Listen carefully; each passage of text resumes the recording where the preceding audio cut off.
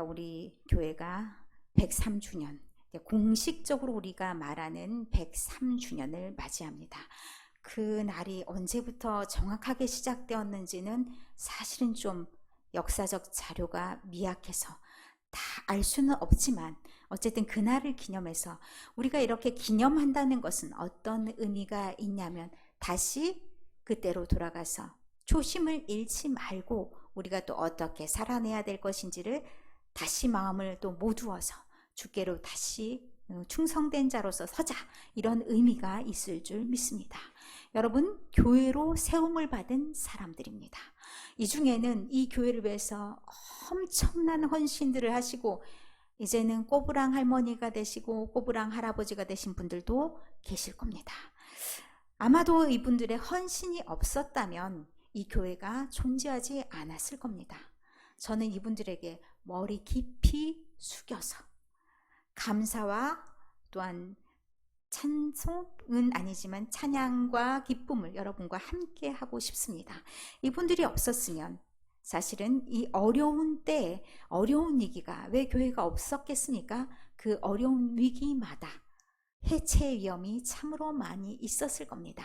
그러나 그것을 감수하고 나아가며 자기 문제로 받아 안은 사람들, 그것을 희생하며 봉사했던 이들이 있었기에 오늘날 이 교회가 이렇게 존재할 수 있었을 겁니다. 그러나 이 시점에서 우리가 다시 한번 우리가 점검해 볼 필요도 있습니다. 이대로 우리는 괜찮은가? 이렇게 쭉 갈 것인가? 아니면 우리가 조금은 더 다른 모습으로, 조금 더 하나님 앞에 좀 하나님이 맡겨주신 이 땅에 있어서의 사명을 보다 더 잘 감당하며 어떻게 하면 그 사명을 받은 자로서 조금 더 열심을 내어볼 수 있을 것인가? 오늘 말씀을 생각하면서 딱 돌이켜보니까 마태복음의 5 설교, 예수님께서 들려주신 5가지 설교 중에 10장의 말씀이 마음에 딱 와닿더라고요. 10장의 말씀 1절에 딱 보면 예수님께서 제자들을 파송하시면서 파송사로 주신 설교입니다. 주님께서 보내시면서 거저 보내시지 않았는데 그 보내시는 마음이 사실은 9장 35절부터 38절에 있습니다. 어째서 예수님께서 이 사람들을 보내셨는가? 예수님만 계속 따라다니게 하지 않고 이들을 보내신 이유가 있습니다. 자, 36절의 말씀에 보면 예수님이 35절에는 어떤 사역을 하셨는지 나와 있고요. 36절에는 불쌍히 여기셨다라는 말씀이 있습니다. 무리를 보니까 불쌍히 여기셨는데 왜 불쌍하냐면 목자 없는 양과 같았다라고 말씀합니다. 그들을 바른 길로 끌고 갈 사람이 없고 그들과 함께 동고동락할 사람이 부족해 보여서 예수님께서 이 사람들을 잘 이렇게 다독거리며 끌고 갈 수 있는 사람, 그런 사람들을 세우셨는데 그게 준비된 12제자입니다. 그 12제자들에게 말씀합니다. 추수할 것은 많은데 추수할 일꾼들이 없다. 그러면 이 추수할 일꾼들이 누가 되어야겠습니까? 바로 제자들이 추수할 일꾼들이 되어서 그들에게 예수님이 보여주신 사역, 예수님이 보여주신 하나님 나라를 보이며 그렇게 또 하나님 나라의 사역들을 감당하며 나아가야 된다는 얘기입니다. 그리고 그들도 다른 사람들을 제자 삼아서 그 하나님 나라를 확장시켜야 될 의무가 있다라고 말씀하십니다. 그러니 이 말씀을 딱 들으면서 12제자가 우리는 아니라서 잘 모르겠네? 이렇게 말씀하시면 곤란합니다. 12제자라고 해서 딱 12제자 그때 그 사람들에게만 해당하는 내용이냐? 아닙니다. 좁게 말하면 예수님을 따라다니면서 예수님이 하셨던 사역을 봤던 12제자, 그들을 12제자에 넣기도 하지만 이제 교회 시대가 돼서 사도 바울 이후에 이르러서는 모든 주의 일을 하는, 주의 복음을 전파하는 자들을 제자라고 얘기합니다. 사도라고 얘기합니다. 그러면 여러분은 어떤 이름으로 불려지는 사람이냐면 사도라는 이름으로 불려질 수 있는 사람들입니다.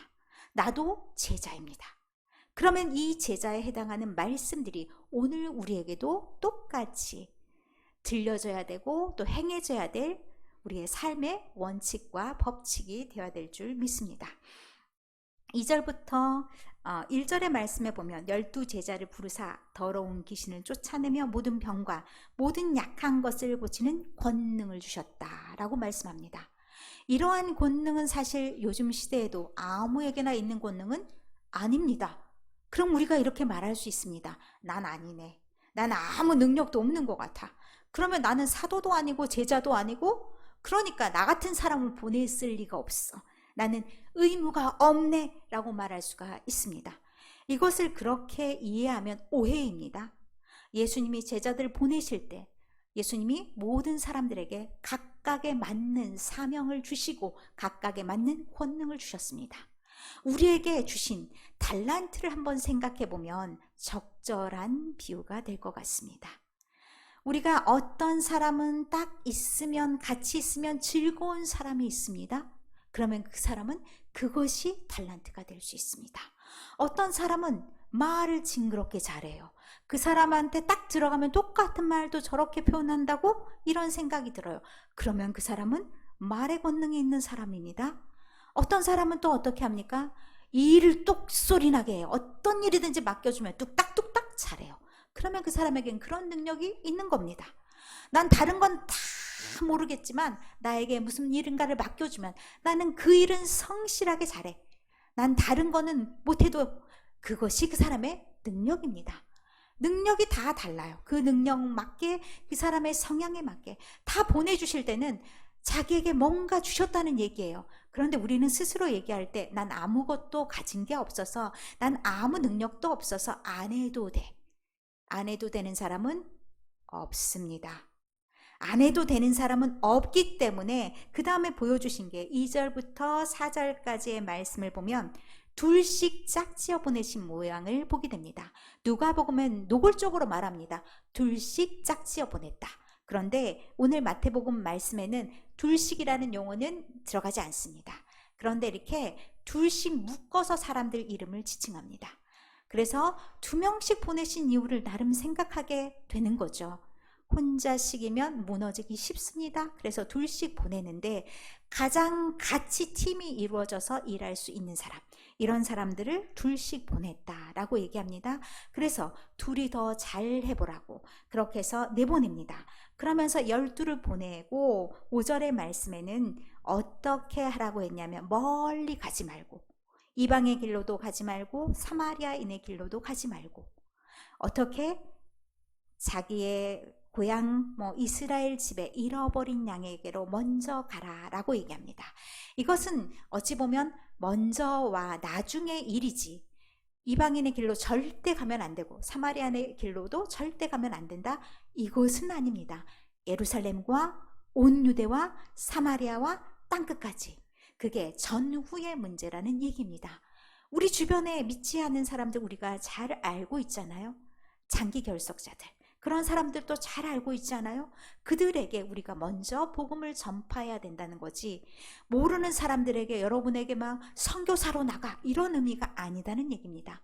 여러분 주변에 있는 사람들에게 늘 복음을 전파할 그런 준비를 갖춰야 되는데 7절의 말씀에 기묘하게 재미있는 표현이 있습니다. 가면서 전파하라. 그렇게 말씀이 되어 있습니다. 언제 어디로 가든지 늘 무엇이 있어야 되냐? 우리 입술에는 복음이 있어야 된다는 얘기입니다. 그 복음을 늘 전파해야 된다는 겁니다. 이 집에는 전파하고 저 집에는 아니고 이 동네는 가고 저 동네는 안 가고 이게 아니라 내가 좋아하는 사람들에게만 복음을 전파해? 저 사람은 아니야. 쟤는 지옥 갔으면 좋겠어. 이런 마음으로 우리가 선을 그으면 안 된다는 말씀입니다. 어느 누구에게도 공평하게 하나님의 말씀을 전파하는데 우리에게 주셨던 권능, 능력, 달란트 이게 어떻게 쓰여야 되는지 그 다음에 말씀하십니다. 천국이 가까이 왔다 하고 우리는 말씀을 전파해야 돼요. 이 말씀 안에 굉장히 많은 의미가 있습니다. 천국은 죽어서 가는 것이 천국이 아닙니다. 잘못 오해해서 늘 우리가 생각하기에 죽어서 천당 이렇게 생각하는데 아닙니다. 예수님께서 우리에게 오신 이후부터 우리는 전혀 다른 세상을 사는 겁니다. 그렇기 때문에 하나님 나라가 이미 왔다 라고 말씀하는 것이 죽어서 천국에 간다 이렇게 말씀하지 않습니다. 그러면 우리가 살아가는 이때, 우리가 예수님을 받아들인 이 순간부터 우리는 어떻게 살아야 되냐? 하나님 나라의 백성으로 살아야 된다는 말씀을 여기에서도 담고 있는 겁니다. 그것을 우리는 전파해야 되는데, 그 다음에 주셨던 8절의 말씀 보겠습니다. 병든 자를 고치며 죽은 자를 살며 자라란 귀신을 쫓아내되 너희가 거저받았으니 거저주라. 우리가 하나님께로부터, 예수님께로부터 권능을 받았습니다. 예수님이 하신 사역 그대로 우리에게 하도록 능력을 부여하셨습니다. 그러면 그 다음에 우리가 어떻게 이것을 써야 되냐, 사용해야 되냐? 너희가 거저받았으니 거저주라 라고 말씀합니다. 우리에게 선물로 주셨다는 얘기입니다. 그러면 그 선물을 우리가 뭔가 내가 유익을 위해서 사용하지 않는다라고 말씀하는 겁니다. 복음 사역자의 기본 원칙, 나도 하나님께 은혜를 받았으니까 그 은혜를 돌려주는 것이 기본 원칙입니다. 그것을 기본으로 사용하지 않고 내가 막 치유의 능력이 있어. 그러면 치유하는데 너는 기도해 줄 테니까 한 300 가져와. 그렇게 해야 되는 것이 아니란 얘기입니다. 그 능력을 그대로 사용해야 된다는 얘기죠. 왜? 내 능력을 그렇게 주는 것은 이 능력을 받아서 온전하게 치유되는 것이 하나님 나라야. 모든 사람이 병든 자와 병들지 않는 자로 나뉘는 것도 아니고 하나님 나라는 온전하게 모든 사람이 그 안에서 누리는 나라이기 때문에 그런 것을 누리라고 그 사람을 통해서 일하는 거지 너 가져 하고 주신 것이 아니란 얘기입니다. 그래서 거저준 것을 거저받은 것을 거저주라고 말씀하십니다. 그 뒤에 나와 있는 것은 부연 설명이 되는 거죠. 금이나 은이나 동이나 가지려고 하지 말고 나는 옷이 부족해 갈아입을 옷을 챙기려고 막 이렇게 노력하지도 말고 일꾼이 무엇을 해야 되냐? 자기 먹을 것은 다 하나님이 챙겨주실 것이다 라고 생각해야 되고 그러면 역으로 뭘 또 생각해야 되냐? 받은 사람들이 그들의 필요를 채워주면 그렇게 공급받는 자와 주는 자가 서로 균형을 이룰 수 있는 겁니다. 받은 자도 너무 당연하게 받아서는 아니 되겠죠. 그것이 기본 원칙으로 잘 지켜지면 그곳이 바로 하나님 나라가 될 수 있는 거죠. 하나님의 원칙은 그렇다는 겁니다. 주는 자나 받는 자나 공평하게 모두가 즐겁게 생활할 수 있도록 부족함이 없도록 해주는 것이 하나님 나라의 원칙이라는 겁니다. 그런데 이제 요즘에는 우리가 정착된 교회에서 살아가지만 예전에 사역을 하는 사람들은 돌아다니면서 했던 거잖아요. 그러니까 오늘은 이게 현암에 제가 말씀을 전파합니다. 내일은 어디 가요? 고래기. 그럼 고래기에 가면 고래기에서 나 밥도 주고 그렇게 해줘야 돼. 그런 거예요. 근데 제가 누구를 좋아하는 사람이 딱 있어. 막 그래가지고 저 사람 집에만 딱 가고 막 이렇게 하기보다는 딱 봤을 때 저 사람이 하나님의 복음을 잘 감당할 수 있는 사람이야. 그리고 그 다른 사람들에게도 존경을 받고 욕을 먹지 않는 사람이야. 그러면 그 집에 가서 머물라는 얘기입니다. 그게 덕이 된다는 겁니다. 오늘은 한봉희 권사님 댁, 오늘은 이영희 권사님 댁, 내일은 또 함춘자 집사님 댁 이렇게 내가 고래기 같다고 여기 갔다 저기 갔다 이렇게 하면 안 된다는 얘기. 왜 목사님이 오늘 저 집으로 옮기셨지? 뭐 또 마음에 안 들었네? 이렇게 소문이 이상하게 나면 안 된다는 얘기입니다. 그래서 이렇게 중심을 잘 잡아서 이 복음을 잘 전파되고 오해 없이 잡음 없이 잘 이루어져야 된다라고 얘기하는데 그 다음 말씀도 참 중요합니다. 또 그 집에 들어가면 12절에 평안하기를 빌라라고 말씀합니다. 그 집에 평안을 빌라라는 것은 평안이라는 게 단지 샬롬 인사를 표현하기도 합니다. 우리가 예의를 갖춘다는 것이 참 필요합니다. 예의 없으면요 우리가 서로에게도 불편한 존재가 될 뿐만 아니라 다른 사람들에겐 욕먹는 존재가 됩니다. 어딜 들어가든지 나 똑똑똑 나 들어가도 돼? 이런 전달인 거죠. 그런 신호인 거죠. 들어오세요 하면 들어가는 거예요. 그렇게 서로가 받아들일 만한 준비가 되어 있는지 아닌지를 늘 교류가 있어야 돼. 소통이 돼야 되는 거예요. 그렇게 소통이 되면 그 사람이 들어와 하면 들어가는 거예요. 그러면 서로가 이제 복음도 주고 받고 여러 가지 사역을 같이 하는데 아직 마음의 준비가 안 돼 있을 수 있잖아요. 그런데 억지로 막 문을 열면서 넌 좀 받아들일 때가 됐잖아, 억지로 이렇게 하면 은혜가 안 돼요. 오히려 막아서는 것이 되기 때문에 그것을 굉장히 조심해야 된다라는 말씀을 여기서 들려주고 있는 겁니다. 영접하지 아니하면, 그리고 그것을 우리한테 책임을 묻지 않는다 말씀하십니다. 아주 편한 방법이 있습니다. 먼지 털면 돼. 신발에 먼지를 탁탁, 여기선 못하겠네 탁탁 털고, 마음도 다 털고, 어휴 징그러, 저건 말도 징그럽게 안 들어, 이런 마음 가질 필요 없어요. 아이고 하나님이 때가 아직 안 됐네, 하나님 저 집도 언젠가는 하나님의 복음이 들어오기를 원하니 그 집도 하나님 마음을 열고 받아들일 수 있도록 도와주십시오. 지금은 제가 갑니다 라는 마음으로 돌아설 그런 마음의 준비도 필요하다는 얘기입니다. 이것이 우리가 굉장히 어떤 면으로 다양하게 생각할 수도 있는데, 제가 현암교회를 딱 와보니 재밌는 게 하나 있어요. 지난주 헌금, 제가 이제 뭐 누가 얼마나 헌금했는지 저한테는 전혀 중요하지 않습니다. 그러나 헌금하면서 누가 했는지는 봅니다. 왜냐하면 마을 분들도 하셔요. 마을 분들도 헌금을 하신다는 것은 너희가 망하진 않았으면 좋겠어, 교회는 유지하고 있어봐, 이런 마음이거든요.